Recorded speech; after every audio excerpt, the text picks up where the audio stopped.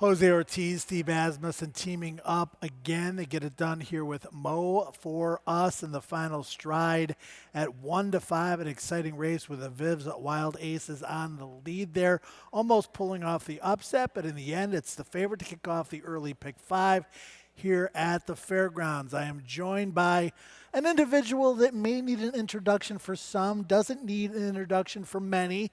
It is Sean Sanchez. We call him the Sanchizer.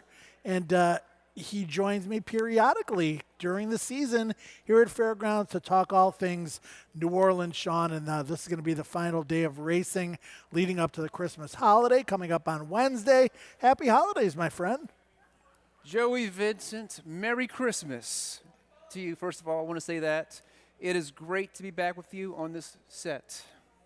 Okay, well, let's get right to it. Holiday season in New Orleans. I grew up in Chicago. I'm used to cold temperatures. I'm used to snow. Or should I say I used to be used to those things. I've gotten very accustomed to the warmer conditions and lack of snow here in New Orleans. It's a different kind of Christmas to me, but it's still festive nonetheless. Talk about some of the traditions here in New Orleans and maybe some of the things that people can do over the holiday season. Well, Joey, Christmas is universal. We do a lot of the same things. We have the lights, we have the food, the festivities. The one thing that probably separates this area from the rest of the world with Christmas has got to be the bonfires on the levee. Have you been yet? No, it sounds great though. It's about an hour. Well, the main one is about an hour from here. It's an experience. The best way to describe it is like going to a football tailgating party. Food, Been to those. Yeah, it's very that same kind of energy is there. Food, loud music, sometimes fireworks. Is it loud Christmas music or is it loud, kind of I would more times than dealer's not. It's choice? usually non-Christmas most of the time, from my experience. But Okay. they might throw in a Joy to the World or a Jingle Bell or something from time to time. It's usually a pyramid-shaped bonfire, but over the years they've kind of gotten kind of fancy. Now they got alligator-shaped bonfires, steamships, all that good stuff. And it goes back to the late 1800s. Legend has it that the reason this started was because the locals wanted to kind of light a way for Santa Claus and his reindeer to kind of find the kids, or as the Cajuns call it, Papa Noel. So. That's cool. And they've got the holiday lights at City Park. That's always a very popular yes. excursion, right? That's always fun. I don't have my family here. I'm not going back for the holidays. I don't feel like dealing with anything that's involved in that necessarily. Christmas Eve, I went to the Drinkery a couple years ago, just, out with some friends because I'm not exchanging gifts with people on Christmas Eve. There are a lot of people here, Sean, that come to New Orleans for the holidays because they want to get away from their families. What do you got to say about that? Wait, well, I know people that go to Vegas to kind of escape the families during Christmas. I never heard of coming here. Oh, to yeah, do no, that. I ran into a bunch of people that were out on Christmas night enjoying themselves, and they're like, well, they could be like me. Maybe they don't have family in the designated area that they're in, or they're just trying to get away from, not everybody embraces their families. Yeah, I could see. I find that, I don't agree with that. I think you should embrace your family no matter what, but I could see New Orleans as kind of a spot to kind of get away from the fam for the holidays, I suppose. let's get to the horses in the paddock because we're going to put you to work Let's with do it. some selections. We'll talk some more Christmassy stuff as well. What's that paddock, Quincy? Here we go. 15,000 maiden claimers. Pick four starts here. I went with the number 2 Shriner on top, who showed some speed on debut, drops in class, should be rested and ready for Eric Heitzman. Blinkers go on, first time Lasix, and I just think has a major right to improve here. My second choice is your top pick. That's going to be the number 4, Good to Be Prince, who I do believe is the horse to beat, based on what we've seen from this horse so far. I know you like to use the Brisnap past performances. I do. You're still kind of in the infancy of, the handicapping process. You're around racing every day. You see horses every racing day here, and you've picked up quite a bit. What puts you on this horse, the 4, Good to Be Prince? Well, they say it's good to be a king, Joey. I think it's also good to be a prince as well, too. This horse has the best speed figures, best late pace figures, best dirt speed figures amongst these starters.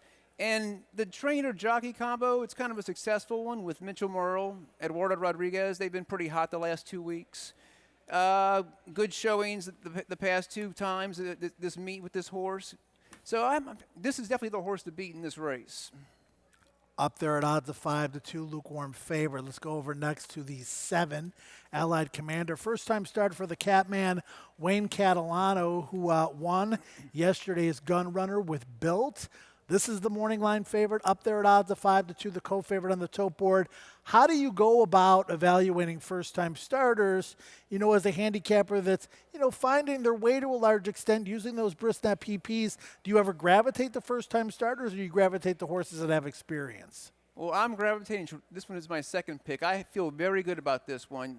Horse Racing Nation's Eddie De La Rosa has a lot of confidence in this horse, and so do I.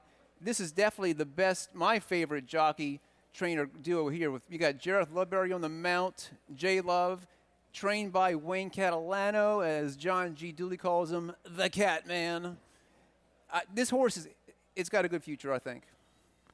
In for $15,000, first time out of the box, but has a bright future in your estimation. Yes, he does.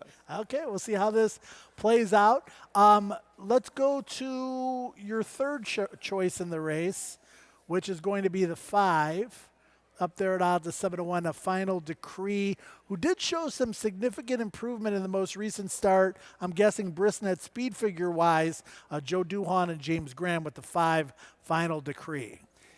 This is Jimmy Graham's second consecutive mount on this horse. Ran back in November of this meet. Pretty decent speed figures, a decent finish. I got it for third place. I think it's, I think it's got potential.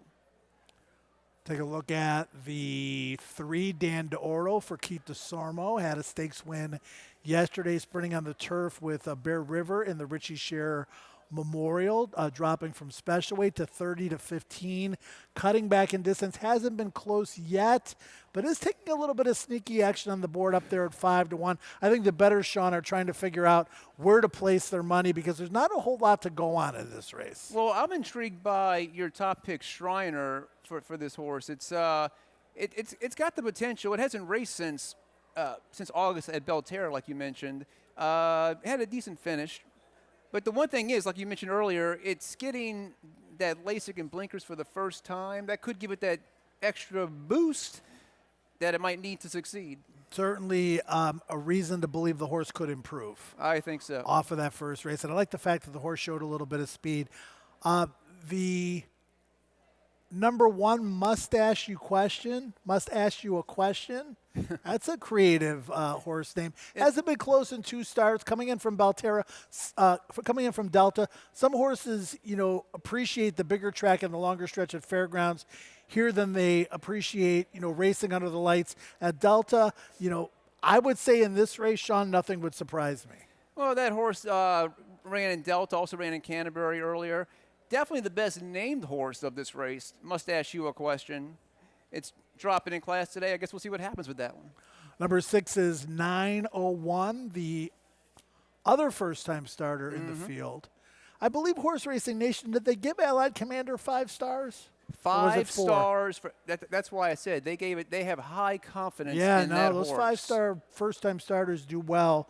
901, I don't remember how many stars that one got. 2? It got 1, I believe. It would not surprise me if Allied Commander did finish number 1. And that's how strongly I believe in this horse. Yeah, up there now is the second choice. Behind your top pick, you are moving the market, Sanchez. Oh, by the way, Lonnie, put my picks up. I have not seen my picks one time in that paddock, please. Who's subbing for you, Lonnie? The Lawnster. I call him. Okay. Does he have access to your picks? He should. Okay. Lonnie's having some trouble with your picks. Oh, that's okay.